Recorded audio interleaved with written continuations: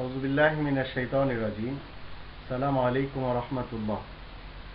অনেকে জিজ্ঞেস করে থাকেন যে নাপাক অবস্থায় সালাম দেওয়া যাবে কিনা।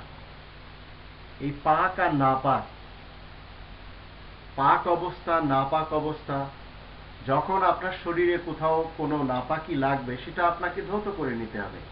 এখন মুখে তো কারোর কোনো নাপাকি থাকে না,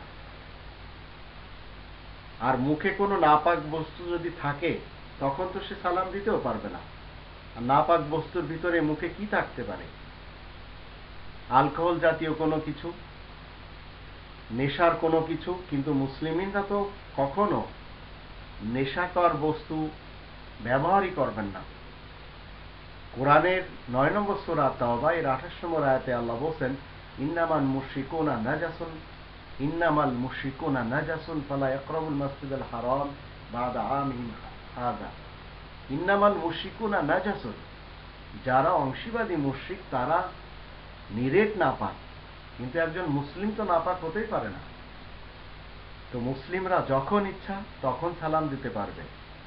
সালাম দেওয়ার জন্য কোনো স্থান কাল পাত্র নেই।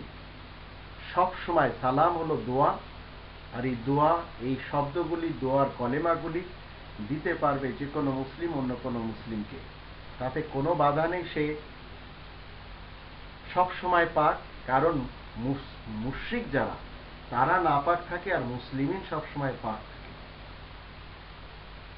তো সালাম যে কোনো সময় দেওয়া যাবে, যে কোনো অবস্থাতে দেওয়া যাবে, তাতে কোনো বাধা বিঘ্ন নেই।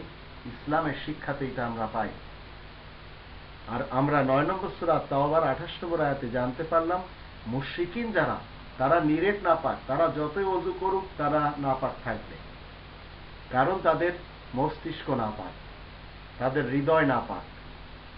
তারা আল্লাহ তাআলার সাথে শরীক করে, আল্লাহ তাআলার ইবাদতে, আল্লাহ তাআলার হুকুমে, আল্লাহ তাআলার নামের সাথে।